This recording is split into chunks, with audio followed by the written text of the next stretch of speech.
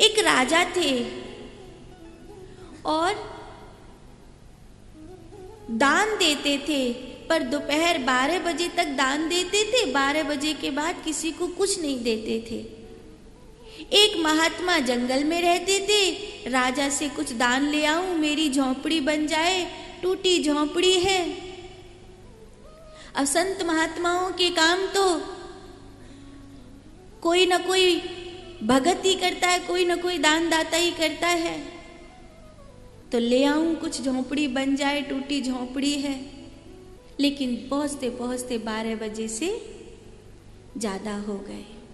राजा ने मजाक उड़ाते हुए घोड़े की लीद महात्मा की झोली में डाल दी।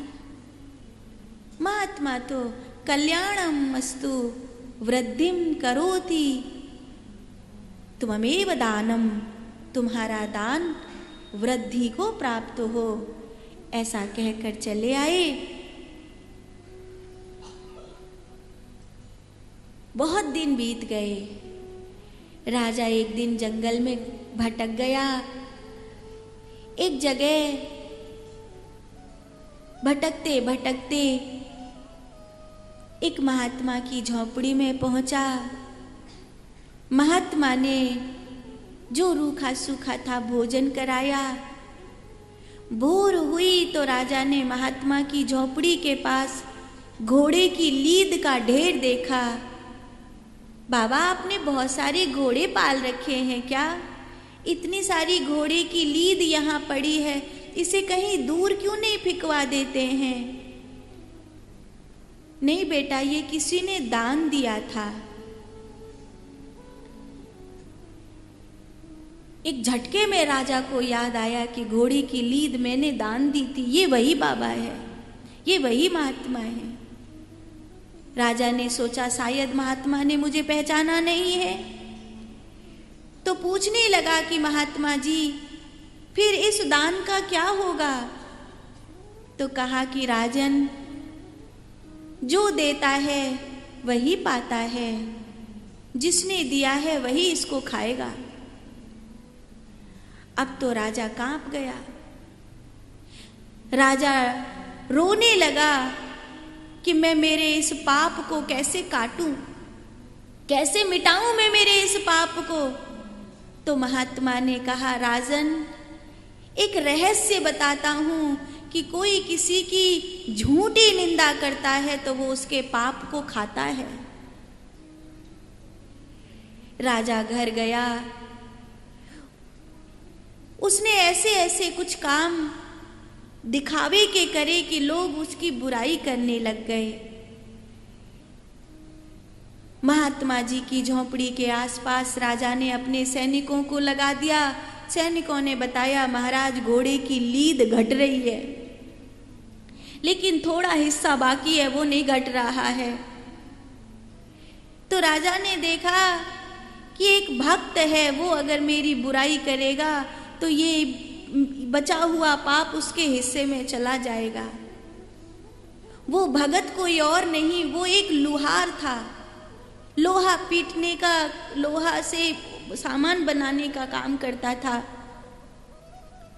रात्रि के समय लोहा पीटने का कार्य हो रहा था। राजा साधारण रूप बना करके गया, लुहार भैया कोई काम दे दो। ठीक है भैया, हथौड़ा पकड़ो और इस गरम लोहे को इस पे चोट मारो।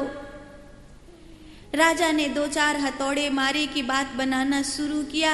लोहार भैया, सुना है इस राज्य का राजा बहुत बुरा हो गया है, उसके आचरण ऐसे हो गए हैं, स्त्रियों के पीछे आगे घूमता रहता है, और सुना है मदरा भी लेने लग गया है, आपका क्या विचार है?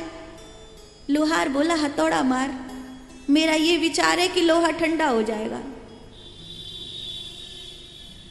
ऐसे करते करते राजा ने बहुत बात घुमाई, पर एक भी बार लोहार के मुंह से राजा की निंदा नहीं निकली। भोर हुई तो लोहार ने पूरी रात जो मेहनत करी थी, लोहा पीटा था, उसकी जो सेवा राशि होती थी वो सेवा राशि दी। राजा के हाथ में छाले पड़ गए थे रात भर काम करते करते। राजा ने कहा अंतिम कि अब तो जा रहा हूं भगत जी, अच्छा बताओ ना, अच्छा यही कहो कि राजा अच्छा है, कुछ तो बोलो कि राजा कैसा कैसा नहीं, कुछ तो बोलो। तो लोहार बोला, क्या बोलूं,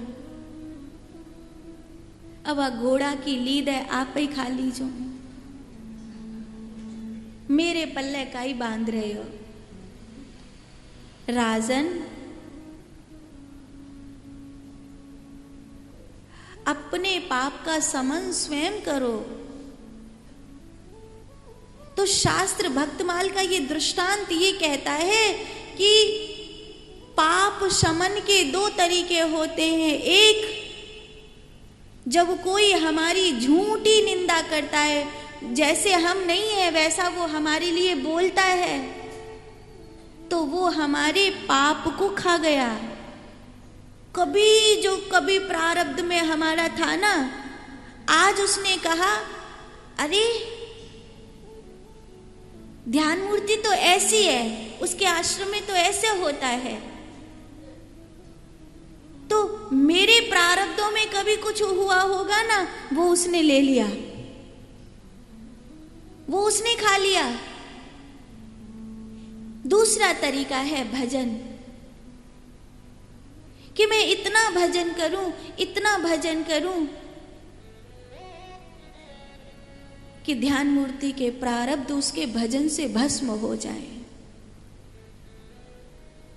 भक्तमाल में ये दृष्टांत कहा जाता है कि इन दो तरीकों से प्रारब्ध भस्म होता है। 3 रोटी एक बार एक थाली में रखकर, या एक थाली में भोजन और पानी एक साथ रखकर किसी को नहीं परोसना चाहिए, जीवित व्यक्ति को, क्योंकि ये पितरों के लिए गिनती, और एक ही थाली में पानी साथ रख के, पानी और भोजन की थाली एक साथ कोई लेकर आया है, या भोजन की थाली में 3 रोटी एक साथ लेकर आया है, तो ये कहीं ना कहीं पितरों के निमित्त किया जाता है, जीवित व्यक्ति के निमित्त नहीं। बहुत सारी चीज़ें हैं जो मृत व्यक्ति के लिए अलग होती हैं, जीवित व्यक्ति के लिए अलग होती हैं। जैसे तिलक लगाने जा रहे हो, तिलक तो शोभा की चीज़ है, लेकिन अगर उसमें सूखा तिलक लगा रहे हो तो ये मृत व्यक्ति के लिए लगाया जाता है। उसमें जल डालकर गीला करके लगा रहे हो तो वो जीवित व्यक्ति के लिए लगाया जाता है। ऐसे ही रोटी की संख्या में 3 रोटी नहीं करनी चाहिए। कोई अगर 3 की ही गिनती हो रही है तो उसमें से आधा टुकड़ा आपको तोड़ देना चाहिए, या घटा दो या फिर बढ़ा दो, ठीक है। ध्यान में प्रवेश करने के लिए नाम जप का आधार अनिवार्य होता है, क्योंकि ध्यान में प्रवेश नहीं करते आप विचारों में प्रवेश कर जाते हैं।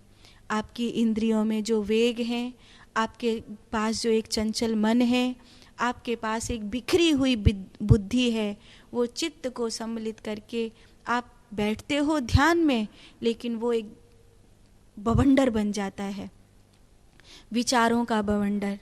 उस विचारों के बवंडर को साधने के लिए मंत्र जरूरी है।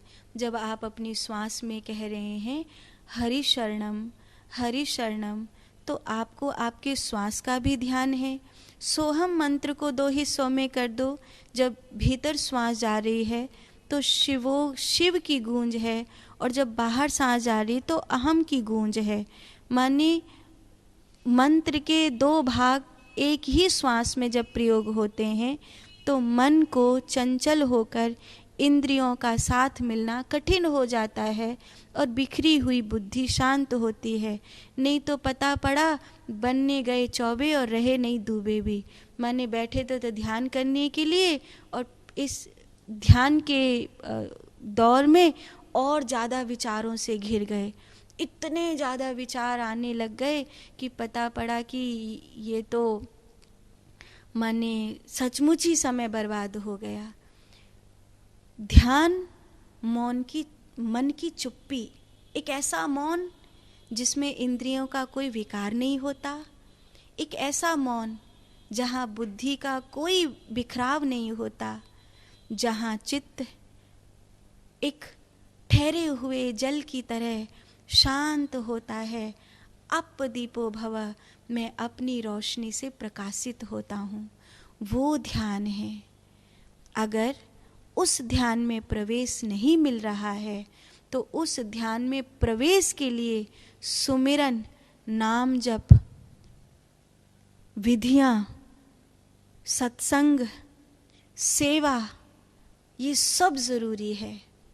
सेवा, सुमिरन, सत्संग, नाम जप के बिना आपका ये पागल मन आपको उल्टा पागल बना देगा, ध्यान में प्रवेश नहीं करने देगा।